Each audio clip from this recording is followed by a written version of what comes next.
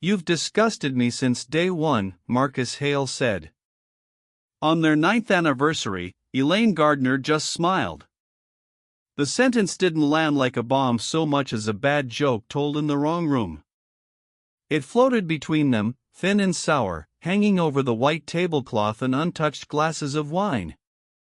The restaurant around them glowed with warm light, golden chandeliers, soft reflections in the mirrored wall, couples leaning toward each other over candle flames. To anyone glancing over, they looked like another well-dressed pair celebrating something worth remembering. Elaine sat perfectly still in her cream dress, elbows resting lightly on the edge of the table, fingers laced beneath her chin. Her earrings caught the candlelight every time she breathed. The small curve of her lips never wavered, even as her husband tried to set the evening on fire with one cruel sentence. 9 years. 9 years of schedules and holidays, of shared bank accounts and emergency room visits and late-night arguments over nothing. 9 years of being the steady one while Marcus chased promotions, applause, and whatever else he thought he deserved. And now, here he was, using the word disgusted like it had been waiting on his tongue since the day he said "I do." "Did you hear me, Elaine?" Marcus's voice sliced through the low music and muted conversation. His jaw flexed, dark eyes hard, like he was bracing for impact. "I said you've disgusted me since day one. Since the moment I married you, I've regretted it." A waiter glided past with a tray of desserts. Someone laughed near the bar. A couple at the next table clinked glasses, murmuring a toast. The candle between Elaine and Marcus flickered but didn't go out. The world kept moving, unaware that a man was trying to bulldoze his own marriage 3 tables from the window. Elaine inhaled slowly, letting the air steady in her lungs. When she finally spoke, her voice was calm enough to make Marcus frown. "I heard you," she said, eyes never leaving his. "I'm just wondering what made you pick tonight to recite that line." Marcus let out a humorless laugh, the sound too loud for the intimate room. "Because I'm done pretending. Because I've finally found someone who doesn't bore me to death. Someone who actually makes me feel alive." He paused, clearly savoring his own drama. "Her name is Betrayal." The name landed between them like a dropped fork. Betrayal Thornton, Elaine's stylist. The woman who'd zipped up this very dress a week ago, who had hugged her at fittings and asked about Marcus with soft, sympathetic eyes. The same Betrayal who had stood next to Elaine at her father's funeral, pressing a tissue into her hand. Marcus waited, watching, hungry for the reaction he'd been rehearsing this moment for. Tears. Panic. A scene big enough to justify walking out. Instead, Elaine's smile shifted, cooler now, more like someone who'd just seen a puzzle piece slide into place exactly where she expected it to go. "Of course it's Betrayal," she murmured. Marcus blinked. "What's that supposed to mean?" Elaine let her hands fall to the table, palms smoothing a wrinkle from the pristine cloth. The image, caught in the mirror behind him, looked almost staged, the calm woman in cream, the tense man in a navy suit, the candlelight casting shadows between them. A moment that would look romantic from a distance, if you didn't know that everything was about to collapse. Because Marcus thought he was the one detonating this evening. He had no idea she'd been waiting months for him to light the match.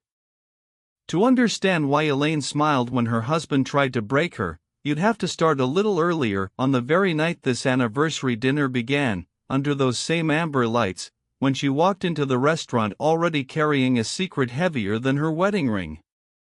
Before we begin, tap subscribe so you never miss the next story. The restaurant glowed with the kind of warmth that made strangers lean closer to each other. Amber chandeliers washed the room in soft gold. White tablecloths gleamed. Glassware sparkled in careful rows. Somewhere near the bar, a violinist teased a familiar melody into the air, the notes threading between conversations and clinking cutlery. Elaine paused in the doorway just long enough to take it all in. To anyone watching, she was simply another woman arriving for a special night out, cream dress skimming her frame, curls framing her face, earrings catching the light with each step. The hostess offered a complimentary smile, the kind reserved for anniversaries, promotions, and proposals. "Good evening. Do you have a reservation?" "Gardner," she said. The name slipped out automatically.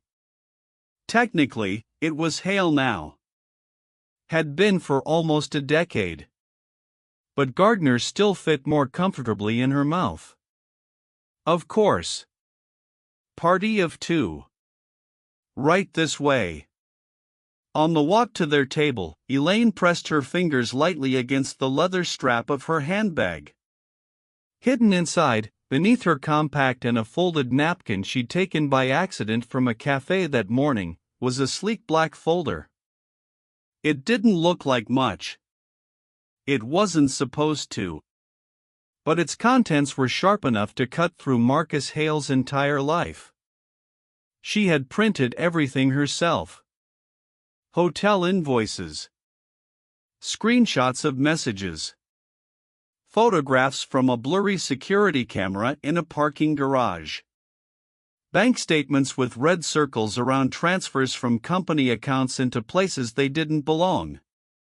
She'd organized each page in chronological order, noting dates and times in neat, unshaking handwriting. 7 months of watching him lie. 7 months of letting him believe she hadn't noticed. "Here we are," the hostess said, stopping at a table in the center of the room. A single candle burned in the middle, its flame steady and confident. 2 wineglasses waited, already polished, already expecting celebration. Marcus was late. Of course he was. Elaine sat, smoothing her dress beneath her. She rested her bag on the chair beside her, the black folder pressing against the leather like a second heartbeat. Around her, people laughed, leaned in, reached for each other's hands. She recognized the look in couples' eyes, the fragile hope that tonight would be a good night, a safe night, one they'd remember fondly. She'd once brought that same hope here. The restaurant had been their place, not every weekend, but enough times to earn the label. Promotions, birthdays, the night he landed his big client. They'd even come here once after a stupid fight, ordering dessert first as a truce.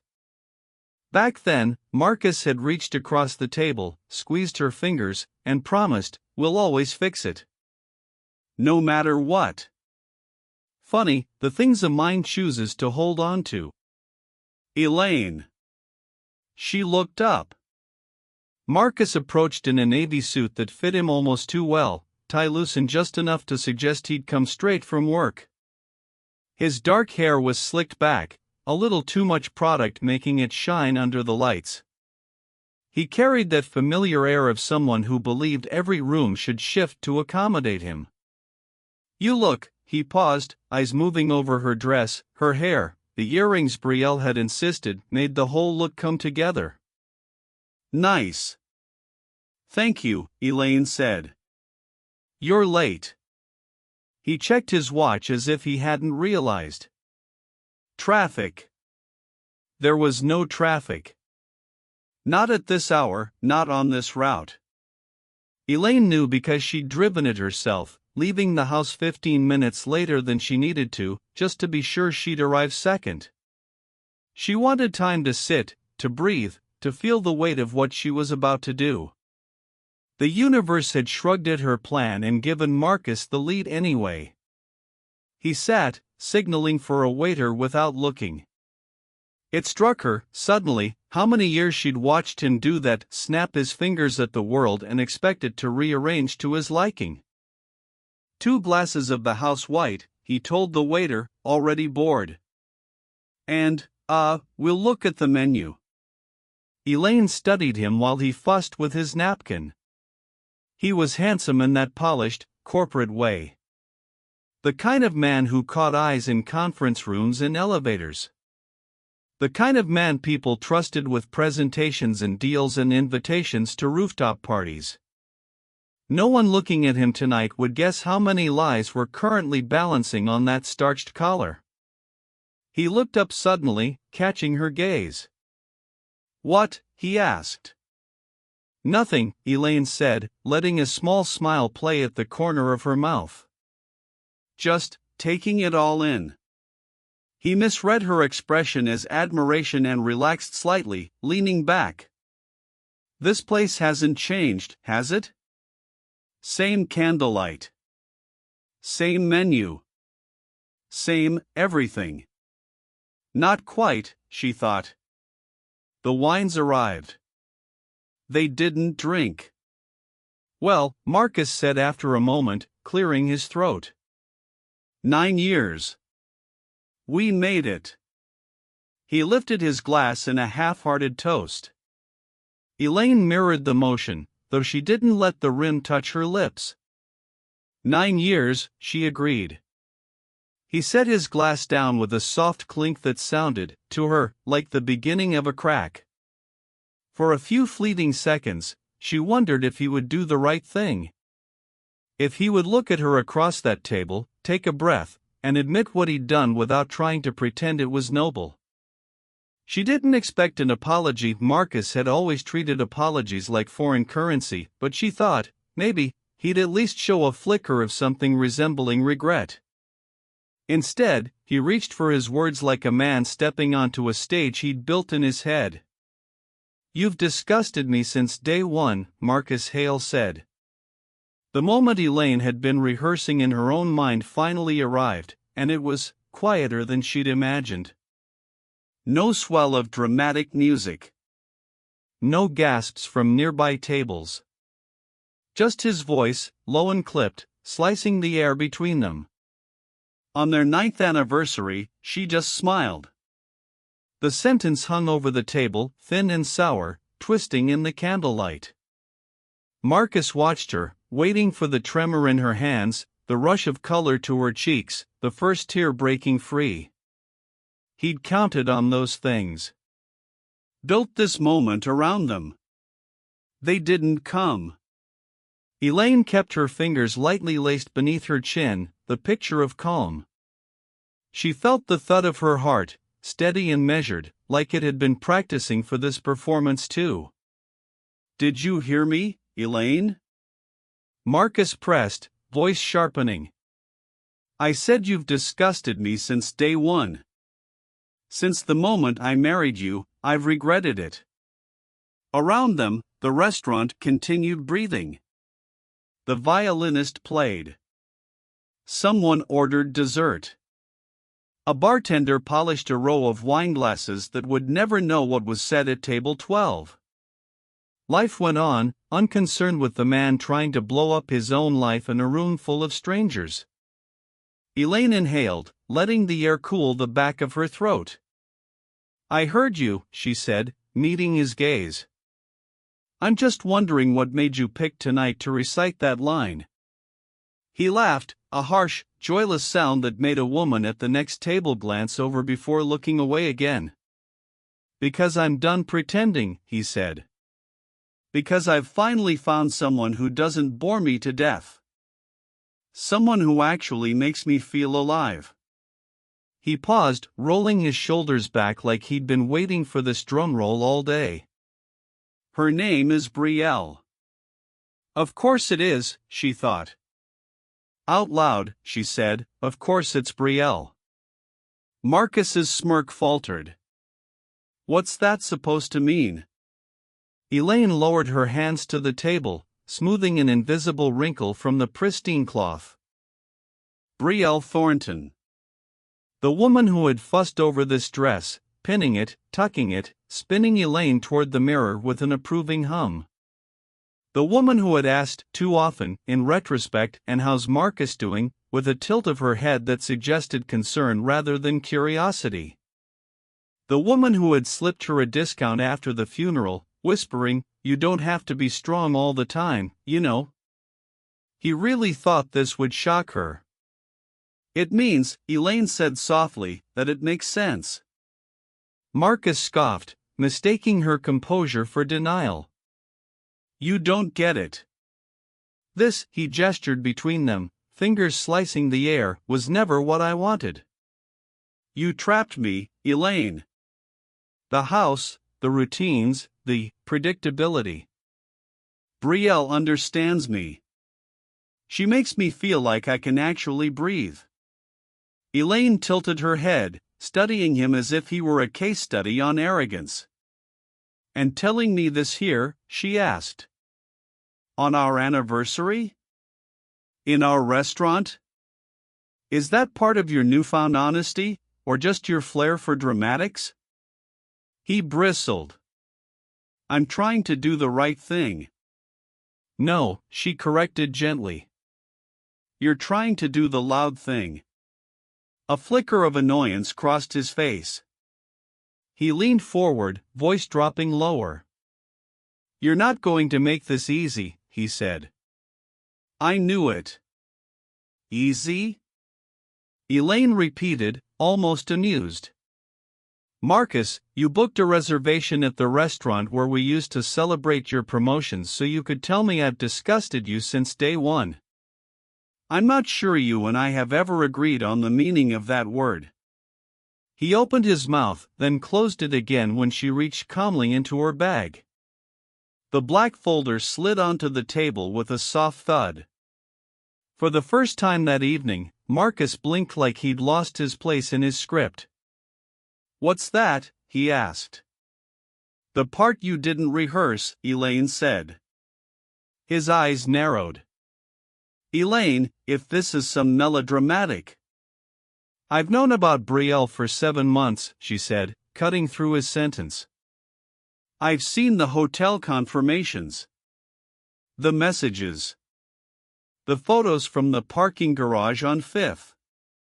The ones where you thought standing under the broken light would keep you hidden. His jaw slackened. You, what?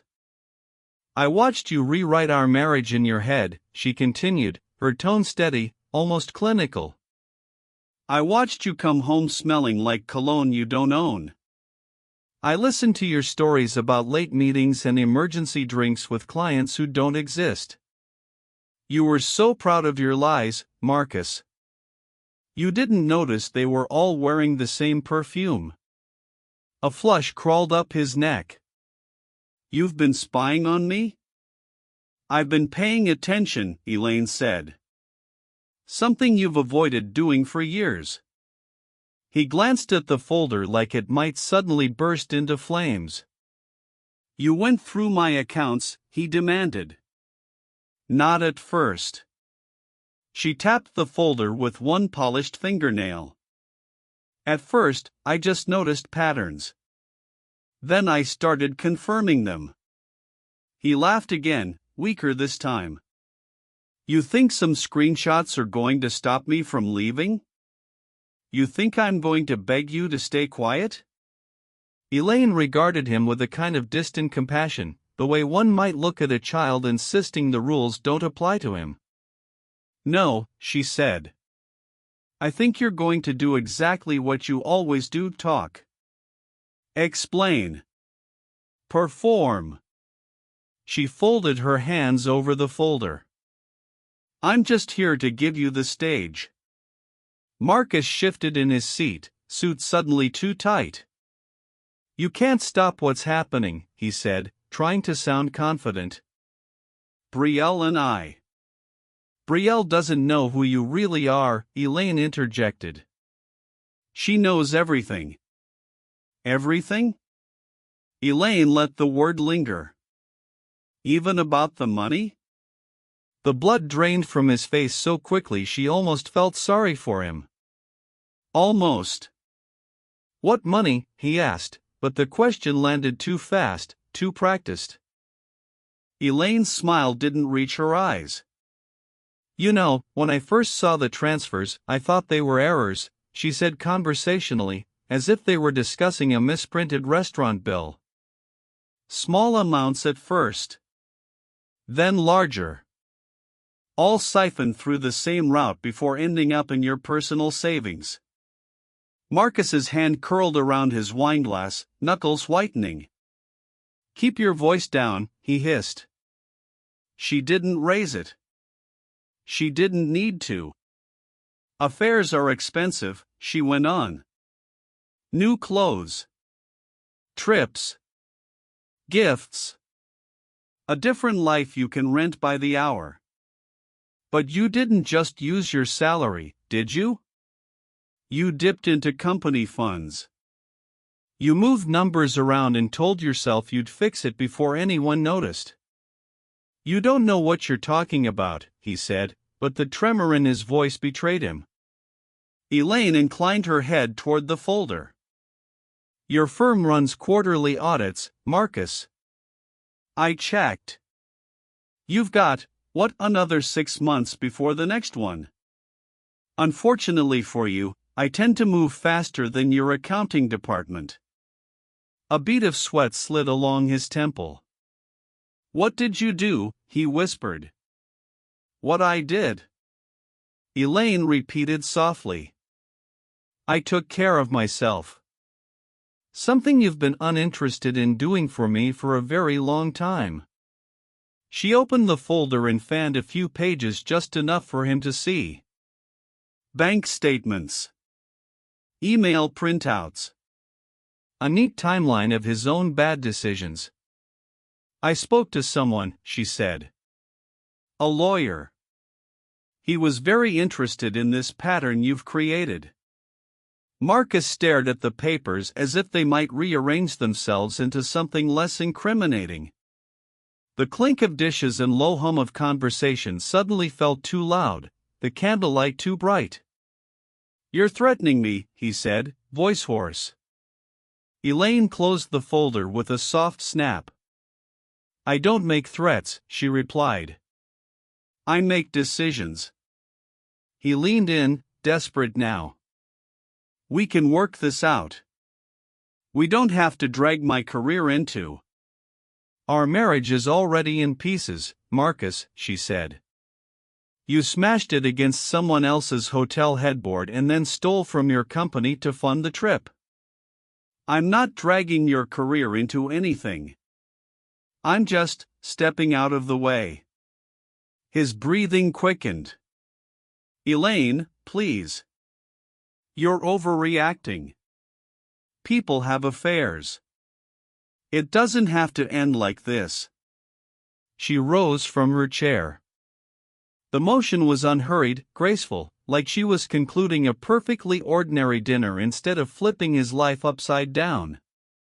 The restaurant lighting framed her in the mirror behind him, tall, composed, a woman finally standing in the center of her own story. "One more thing," she said, resting her fingertips lightly on the back of her chair. "I'm not the broken wife you hoped to walk away from. I'm the woman who will watch every consequence of your choices unfold exactly as they should." She lifted the folder from the table. Marcus reached out instinctively, as if he could snatch it away, but she stepped back before his fingers could touch the leather. "Enjoy your wine," Elaine said. "You'll need the memory." Her heels clicked softly across the floor, each step swallowed by the rustle of other people's nights. No one stopped her. No one knew that a war had just ended at table 12 and another was about to begin somewhere far beyond this restaurant. Marcus remained in his chair, palms damp, heart hammering. The candle between their empty wineglasses burned stubbornly on, its flame casting his reflection onto the polished surface, distorted, elongated, alone. For the first time since he'd walked into that restaurant, Marcus understood something he'd never bothered to consider. Elaine hadn't come here tonight to be destroyed. She'd come to draw the curtain on him. Marcus barely remembered how he got home. Later, he would piece together flashes, the blur of headlights, the glow of his dashboard clock, the sour taste of wine he hadn't drunk, but the night after the restaurant lived in his memory like a badly edited film. A jump cut from the candlelight and Elaine's retreating figure to his own front door, key shaking in the lock. He hadn't called Betrayal. He'd tried, thumb hovering over her name, but every time he pictured her face, Elaine's voice cut through. Betrayal doesn't know who you really are. Even about the money? By the time he stumbled into the dark house, the folder had replaced Betrayal entirely. Those pages. Those neat little notes in Elaine's handwriting. He saw them every time he blinked. He didn't sleep so much as black out in pieces. When dawn finally bled through the curtains, Marcus woke to the sound of paper. Not just one sheet. Many. He sat up too fast, head pounding, shirt twisted from where he'd collapsed on top of the covers. His suit jacket was draped over the chair, tie on the floor. For a second he thought he was still at the restaurant, that the candle would be there, the wine, Elaine's eyes. Instead, there was the quiet rustle of pages being slid into a folder. He followed the sound. Elaine stood in the doorway of his home office, back to him. No cream dress now, just black slacks, a soft gray blouse, bare feet on the hardwood floor. Her hair was pinned up, exposing the curve of her neck. She moved with unhurried precision, pulling files from the cabinet, flipping them open, extracting what she needed. The black folder from the restaurant lay open on the desk. Beside it sat two more. He hadn't known they existed. Marcus cleared his throat. Elaine didn't jump. She simply turned her head, acknowledging him with a glance that was neither hostile nor warm. Just aware. "Morning," she said. His mouth was dry. "What are you doing?" "Collecting what belongs to me." She tucked a document into one of the new folders. "And a few things that don't. Yet." He stepped into the doorway, gripping the frame. "You can't just take my files." "Our files," she corrected, not bothering to look up. "Joint tax returns. Mortgage paperwork. Your employment contracts. Things a wife is fully entitled to review when her husband announces he's disgusted by her and has been stealing from his company." "Keep your voice down," he snapped, panic prickling his skin. "You don't know how this works. It's complicated." "It's theft," Elaine said calmly. "The rest is details." She closed one folder, slid it into a tote bag at her feet, and opened another. The organization was methodical. Clean. Terrifying. "Elaine, stop," Marcus said. "We can talk about this." "We did talk," she said. "You delivered a speech. This is my turn." He took a step into the room. "If you go to HR, if you start waving this around, you'll ruin everything. For both of us." "For you," she corrected again. "My life is already ruined according to your little monologue, remember? I'm the trap you fell into. The burden. The disgust." He flinched at his own words thrown back at him. They sounded uglier in daylight. The phone on the kitchen counter began to ring. Elaine glanced past him, then walked out of the office, bare footsteps soft against the floor. Marcus followed, that same knot tightening in his chest. She checked the caller ID and answered. "Hey," she said, voice softening in a way it hadn't for him in months. "Yeah, I'm awake." Marcus caught the name on the screen as she turned slightly. "Lydia. Elaine's sister. Is this about last night?" Lydia's voice crackled faintly on speaker before Elaine tapped it off. Whatever came next was between them. Elaine walked to the far side of the kitchen, but sound carried. Marcus hovered in the doorway, listening despite himself. Yes, Elaine said. He finally said it. A pause. I know, Elaine murmured. I'm okay. Better than okay, actually. I'm focused. Her fingers traced the edge of the counter as she listened, lips tilting in a small, weary smile. I didn't lose it, she said after a moment. I sat there and let him perform. Then I showed him what I know. Lydia said something that made Elaine exhale a faint laugh. No, he didn't see it coming. Marcus has never looked at me long enough to imagine I might be dangerous. Marcus bristled. Dangerous? Elaine's gaze flicked briefly toward him, as if she'd felt his indignation from across the room, then returned to the window. Yes, I've got everything, she said. The statements, the transfers. I'm meeting the lawyer this afternoon. Alexander Rhodes, the one your colleague recommended. High-stakes divorces, corporate misconduct. Apparently, my husband is a 2-for-1 special. Lydia's reply was too quiet to catch, but Elaine's shoulders relaxed. Thank you, she whispered. For not saying I told you so.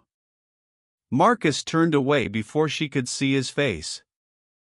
The black folder was no longer the only threat. There were more. Multiplying. Organizing.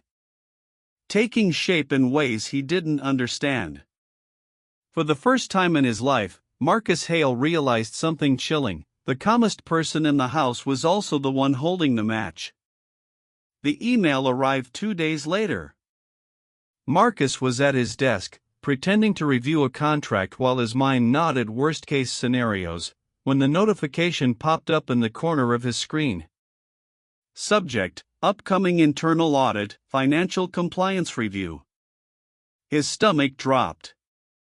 He clicked it open with fingers that suddenly didn't feel attached to his body. The message was concise. The firm had decided to conduct an early internal audit, focusing on expense accounts, client billing, and discretionary fund transfers. All department heads were expected to cooperate fully. Any discrepancies should be reported immediately. Early. They never did them early. Marcus read the email twice, then a third time, scanning for phrases that might suggest this was routine, harmless. He found none. His vision narrowed around the words discretionary fund transfers. His hands went cold. Everything okay? His assistant asked from the doorway. Fine, Marcus snapped, closing the email. Just another pointless compliance drill. He waited until she was gone before reopening it. Someone had tipped them off. There was no other reason. He saw Elaine's face in his mind, the folders, the crisp snap as she closed them. No. She wouldn't. Except she would. She'd said she'd spoken to a lawyer. A lawyer who specialized in dismantling liars and financial criminals, as Lydia's colleague had apparently put it. Marcus grabbed his phone. He left the office and walked down the hall, ignoring the curious glances from coworkers who'd also received the email and were reacting with mild annoyance instead of existential dread. He ducked into an empty conference room and hit Brielle's contact. She answered on the fourth ring. This better be good, she said. I'm in the middle of a fitting. Have you seen your email? Marcus demanded. Hello to you, too, she replied, bored. Brielle, this is serious, he hissed. The firm's launching an early audit. Financial. They're looking at transfers. So? She sounded distracted. You said you covered your tracks. Besides, don't they do those every few months? Quarterly, Marcus said. Not now. Not out of the blue. Someone pushed this. There was a pause. You think it's her, Betrayal said finally. Who else? He raked a hand through his hair. I told you what she did at dinner. The folder, the lawyer. She's moving fast. Well, maybe if you hadn't blindsided her in public like an idiot. You told me to tell her, he snapped. I told you to handle it, Betrayal corrected. Not stage some tragic monologue in a five-star restaurant. God, Marcus. Do you know how messy this could get for me if she drags my name into some scandal? His chest tightened. For you? Yes, for me. My clients don't want their stylist showing up in gossip blogs as the other woman in a white-collar crime story. She lowered her voice. Clean it up. Fix it. That's your job. You think I haven't tried? He paced the small room. I can't just put the money back without triggering 50 red flags. It's not that simple. Then make it simple, Betrayal said. You're the finance guy, remember? Figure it out. Something in her tone had shifted. Less sugar. More steel. Betrayal, he said slowly, we're in this together. Another pause. Are we? She asked. Before he could answer, the conference room door creaked. Marcus turned.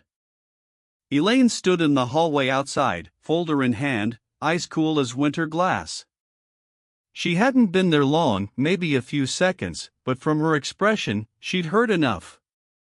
He fumbled to end the call. Who was that? Elaine asked, though her raised eyebrow made the question rhetorical. He didn't answer.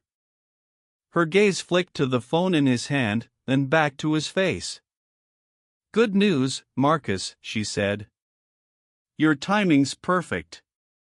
I'm on my way to meet Alexander now.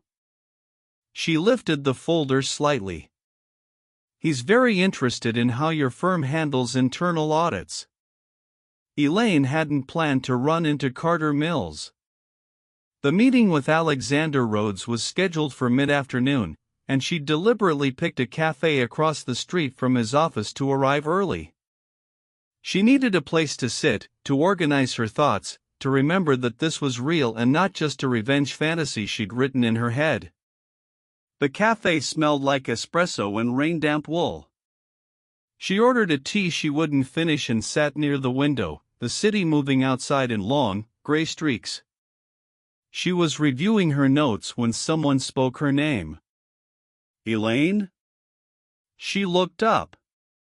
The man standing at her table was tall, thoughtful-looking, in a charcoal coat still dotted with raindrops.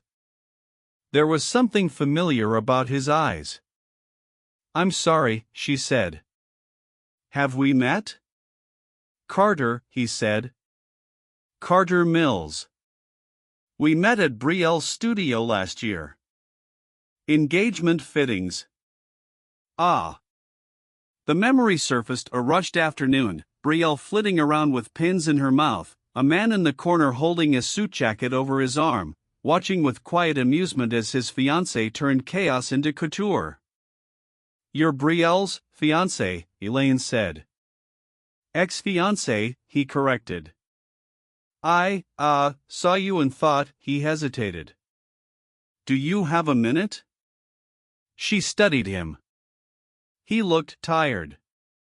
Not physically, but the kind of weary that settled behind the eyes after being disappointed one too many times. Sure, Elaine said. Have a seat. He did, wrapping his hands around his coffee as if he needed the warmth more than the caffeine. This might be forward, he began, but I heard about the audit at Hale and Renshaw. A friend of mine works there. He mentioned your husband. And Betrayal. And, he trailed off, searching her face. I put some things together. Elaine's pulse ticked up. You think Betrayal is involved with Marcus, she said. I know she is, Carter replied. She cheated on me with him. The words were blunt, unembellished. He watched her carefully, waiting for the flinch that never came. I suspected as much, Elaine said. How long has it been over? A year, he said. I found messages on her tablet. Photos. The usual. He exhaled. At first I was angry at him. Then I realized he was just another pattern. Elaine leaned in slightly. Pattern? Carter nodded. Betrayal likes leverage, he said. She doesn't date. She recruits. Men with connections, with status, with something she can use. It's never about love. It's about control. How far she can push. What she can make them risk for her. Elaine thought of the discounts, the late-night texts, "Are you okay?" Just checking on you, the way Betrayal had slowly inserted herself into Elaine's life like smoke seeping under a door. And when you confronted her? Elaine asked. She laughed, Carter said. Said I was overreacting. That monogamy is a construct. That if I really loved her, I'd expand my definition of loyalty. He shook his head. I walked. I should have warned you then, but I didn't know how without sounding petty. You're a year early, Elaine said softly. But I'll take it. They sat in silence for a moment, the clatter of cups and low murmur of other conversations forming a buffer around them. I'm meeting with a lawyer, Elaine said. About Marcus. About the money he moved. About Betrayal's part in all of this. Carter's jaw tightened. If you need a statement, he said, about her behavior, what she's capable of, I'll give it. Whatever helps. Elaine looked at him properly then, really looked. Here was another life Betrayal had rolled over. Another person who'd been told he was overreacting while the ground disappeared beneath his feet. Thank you, she said. I think we're going to need each other. Something in his shoulders eased. Then consider this an alliance, he said. An alliance of people she underestimated, Elaine replied. They exchanged numbers. When she left the cafe 10 minutes later, the rain had stopped. The clouds hadn't cleared, but there was a sliver of lighter sky breaking through, thin and stubborn. It felt like a promise. Alexander Rhodes's office was all clean lines and steel. Elaine sat in a chair opposite his desk, the folders stacked between them like an indictment waiting for a signature. Alexander himself was tall, sharp-featured, with silver at his temples that made him look more distinguished than old. His suit was immaculate. His eyes were colder than Marcus's had ever managed to be. He flipped through the documents in silence. Occasionally, he murmured a date or tapped a figure with his pen. His expression didn't change, but the air in the room grew heavier with each page he turned. At last, he closed the top folder and folded his hands. This, he said, isn't just an affair. Elaine exhaled slowly. I know. It's a criminal pattern, Alexander continued. Consistent, deliberate, and traceable. Your husband has been using company accounts as his personal ATM for months. The sums are significant enough to interest more than just HR. He slid a page toward her, a neat column of transfers, highlighted. Your goal? He asked.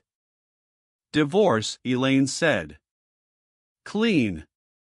Fast. And protection. I don't want them coming after me for something I didn't touch. That, Alexander said, we can do. With this evidence, you'll be positioned very favorably. The house, a large portion of the assets, spousal support. His misconduct will weigh heavily in your favor. He tapped the folder. As for the company, he went on, they have a right to know. Whether you tell them directly or I do on your behalf is a strategic choice. But make no mistake, Mrs. Hale. Gardner, she corrected quietly. He nodded once. Ms. Gardner. Once they see this, they will have no choice but to initiate a formal investigation, which may involve law enforcement. Elaine swallowed. Will that hurt the divorce case? She asked. If anything, Alexander said, it will solidify it. Judges tend not to look kindly on spouses who commit financial crimes and cheat at the same time. He leaned back. I'll draft the initial petition this week, he said. In the meantime, I recommend you withdraw a portion of funds from your joint account legally, within reason, to establish a separate reserve. Do not confront him again without counsel present. Do not threaten. Let the process do the heavy lifting. She nodded. And the firm? She asked. I'll make discreet contact with their compliance officer, Alexander said. Anonymous at first.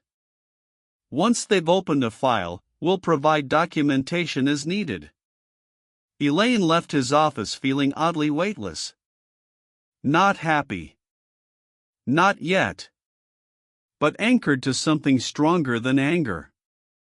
By the time she reached her car, her phone was buzzing. She checked the screen. Unknown number. Her thumb hovered, then answered. Hello? Ms. Gardner, a clipped voice asked. This is Dana Chen, head of compliance at Hale and Renshaw. I believe Mr. Rhodes has been in touch with our legal department. Elaine's heartbeat picked up. Yes, she said. He mentioned he would. I wanted to inform you, Dana continued, that after reviewing the preliminary information provided, the firm has decided to escalate the matter. We've contacted law enforcement to assist with a formal investigation into Mr. Hale's activities. The parking garage felt suddenly very quiet. Concrete. Distant hum of traffic. The kind of place where echoes went to sit with themselves. Elaine closed her eyes. When she spoke, her voice was steady. Good, she said. Let the truth come. She ended the call and sat for a moment in the stillness, the phone resting in her lap, the folders safe on the passenger seat. Above her, somewhere beyond the gray layers of concrete and cloud, the sky was changing. So was everything else. They didn't come for him with sirens. They came with an email requesting a mandatory meeting at 9 a.m., conference room B. Marcus told himself it was nothing, just a formality, a chance to impress them with his charm and his explanations. He wore his best suit. He rehearsed lines in the elevator about miscommunications and accounting quirks. He walked into the glass-walled room to find three people waiting, Dana Chen from compliance, a man from HR, and another man he didn't recognize, mid-40s, plain suit, badge clipped to his belt. Mr. Hale, Dana said. Please, have a seat. The badge made his knees weak. The questions started simple. Who authorized certain transfers? Why particular client funds had been routed through discretionary accounts? Why he had used his personal savings as an intermediary more than a dozen times. Marcus tried charm first. Then confusion. Then offense. Look, these things happen, he said. We move money around to smooth cash flow all the time. It's part of my job. When it's part of your job, the plain-suited man said, it leaves a paper trail of authorization. He tapped a folder. What we have here is different.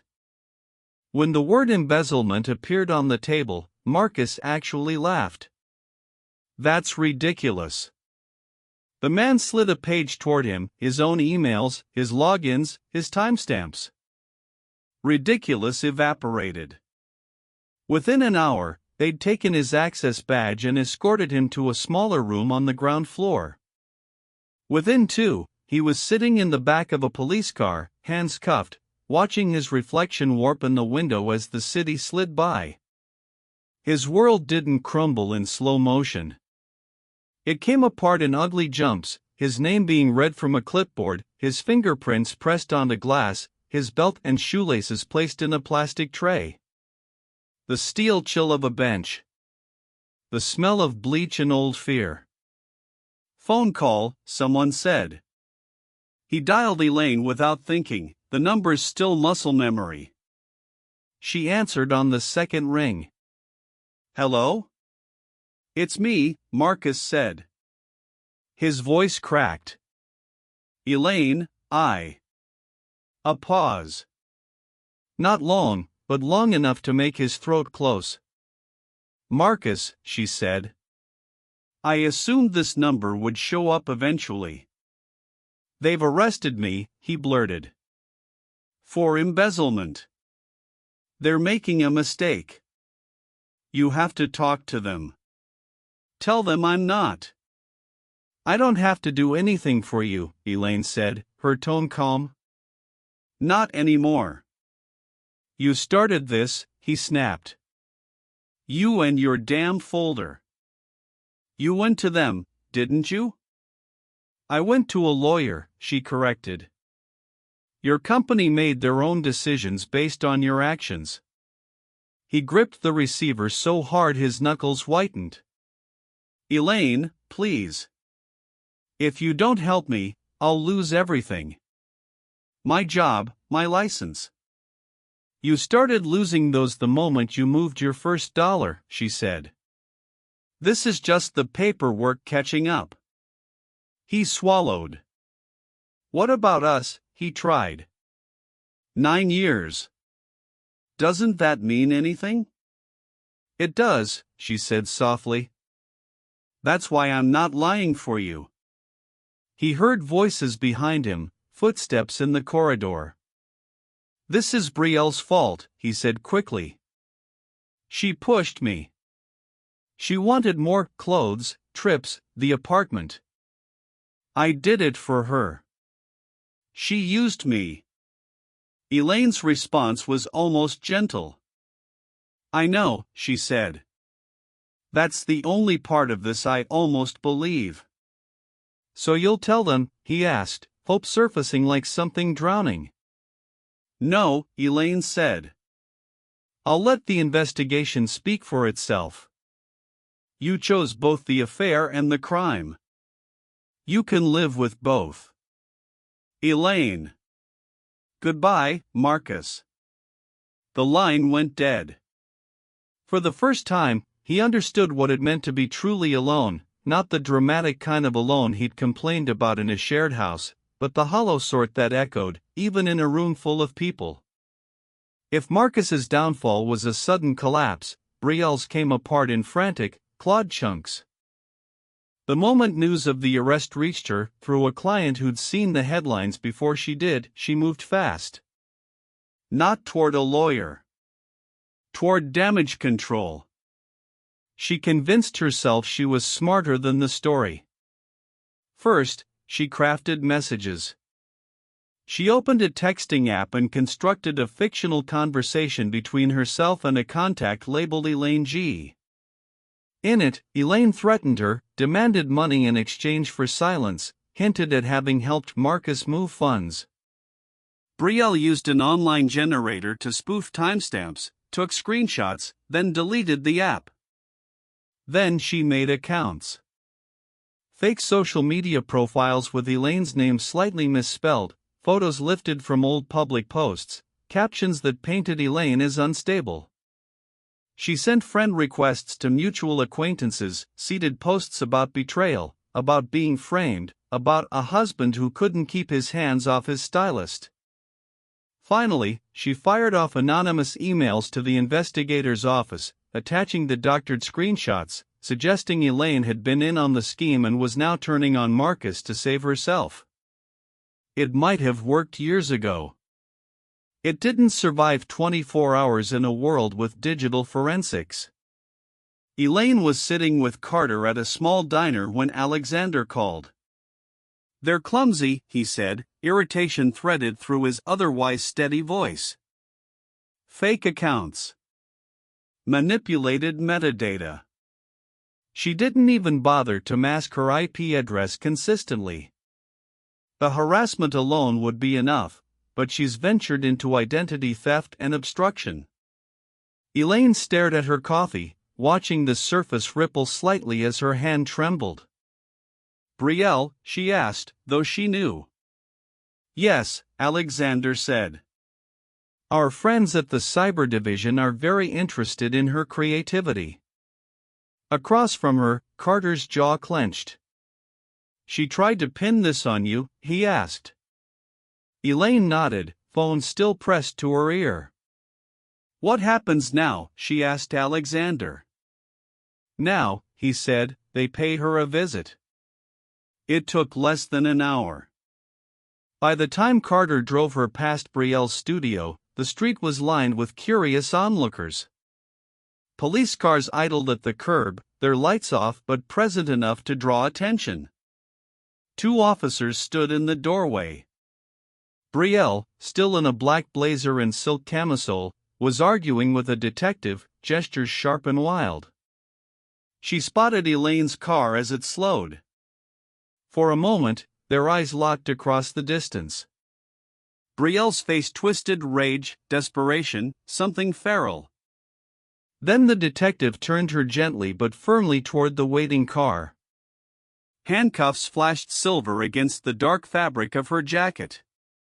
"Obstruction, identity theft, false reporting, harassment," Carter said quietly, as if reading a list from a menu he hadn't wanted to order from.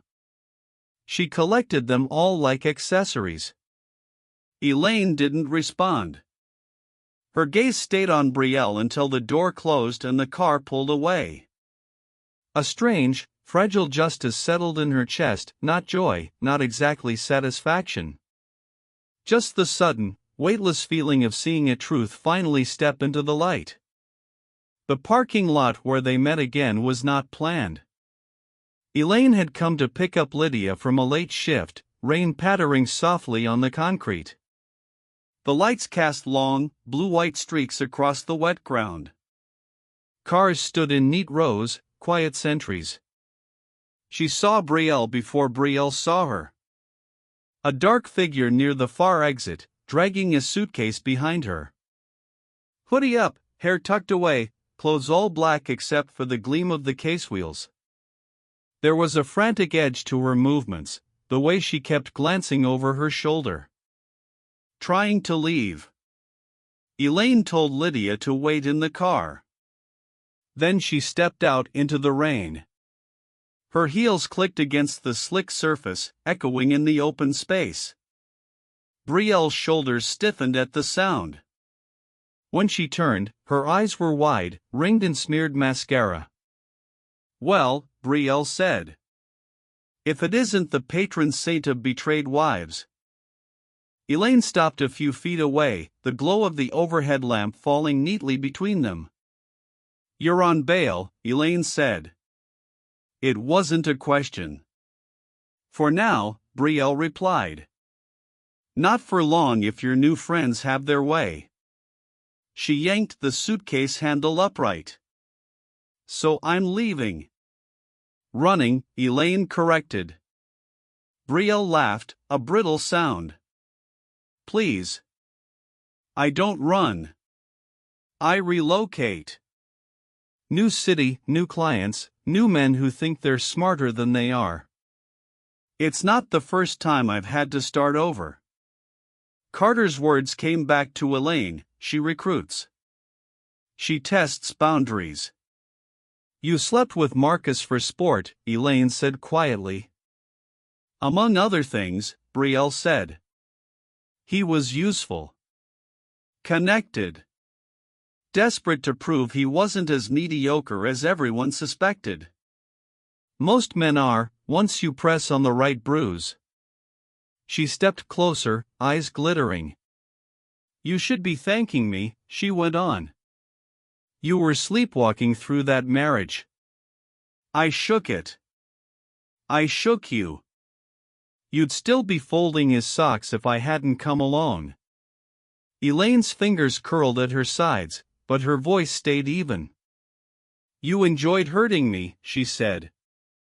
Yes, Betrayal said without hesitation. You always walked into the studio so put together. So sure of yourself. I wanted to see what it would take to crack that. To see if you were real or just pretending.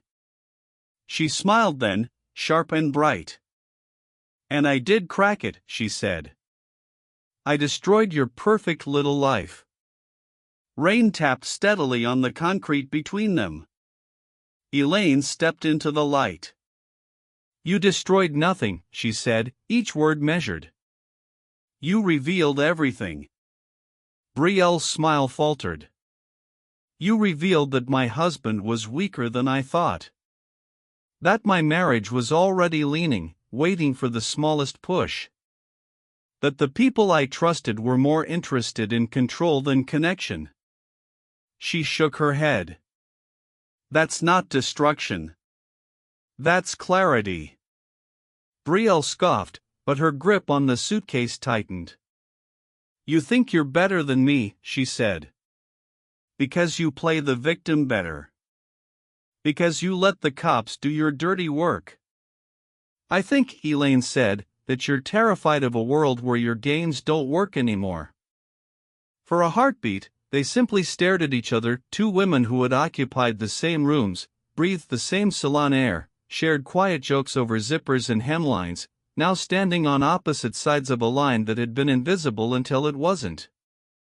A car door slammed somewhere behind them. Red and blue lights washed the edge of the lot. Betrayal's head snapped toward the sound. A second later, voices called her name. Officers approached, more controlled this time, less theater, more inevitability. She looked back at Elaine, something like panic finally cracking through the bravado. This isn't over, she whispered. For you, Elaine said, not yet. For me? It's already finished. The officers reached them. One read conditions of bail. Another pointed out the suitcase, the timing, the violation. Betrayal protested, cursed, twisted in their grip. Elaine stepped aside. As they led Betrayal past, the stylist's shoulder brushed hers. For just a second, Elaine caught a glimpse of the girl beneath the layers, the one who'd learned somewhere along the way that power and cruelty were the same thing. Then the moment was gone. The car door closed. The lot grew quiet again. Elaine walked back to Lydia's car, rain easing to a fine mist. How do you feel? Lydia asked softly as Elaine slid behind the wheel. Elaine watched the retreating lights in the rearview mirror. Done, she said. For the first time, actually done. The rest came in measured steps. The divorce finalized within months. Alexander navigated hearings and negotiations with the same cold precision he'd shown in that first meeting. In the end, Elaine kept the house, a substantial portion of their assets, and a future no longer tethered to someone else's recklessness. Marcus pled to reduced charges but still faced sentencing. Elaine attended the hearing, sitting in the second row, hands folded neatly in her lap. He looked smaller in the courtroom, suit hanging just a little too big, confidence stripped away like a borrowed coat. When the judge read the sentence, time, restitution, professional sanctions, Marcus turned his head as if expecting her to flinch. She didn't. Brielle's trial followed. The charges were messier obstruction, identity theft, false police reports, harassment, but the evidence was clean. Carter testified calmly about her patterns, her manipulations, the way she bent people into shapes that suited her. Elaine sat beside him once, their shoulders a quiet line of solidarity. When Brielle's verdict came, she looked out over the courtroom, eyes skimming past Elaine as if searching for some final leverage. Finding none, her expression collapsed into something small and lost. Elaine didn't feel triumph. She felt completion. In the months that followed, life did something astonishing. It kept going. She renovated the kitchen, tearing out the cabinets Marcus had insisted on years ago and replacing them with bright, sunlit space that felt like hers. She traveled short trips at first, then farther. Lisbon. Montreal. A solo train ride along the coast where she watched the ocean unfurl outside her window and realized she was no longer waiting for anyone to text, to apologize, to arrive. She and Lydia had long dinners. She and Carter exchanged occasional updates, then stories that had nothing to do with Brielle or Marcus at all. Her world slowly refilled with people who saw her as something other than background scenery to their own dramas. One morning, standing in her renovated kitchen, Elaine opened her laptop and booked a ticket. 3 weeks in Italy.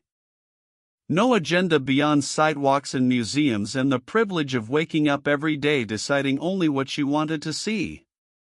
Sunlight spilled across the counter, catching on the edge of a new plant she'd bought on a whim. The house felt lighter. So did she. She closed the laptop and rested her palms on the warm stone, letting the moment sink in. "This is the beginning," she whispered. And this time, the words weren't a promise to someone else.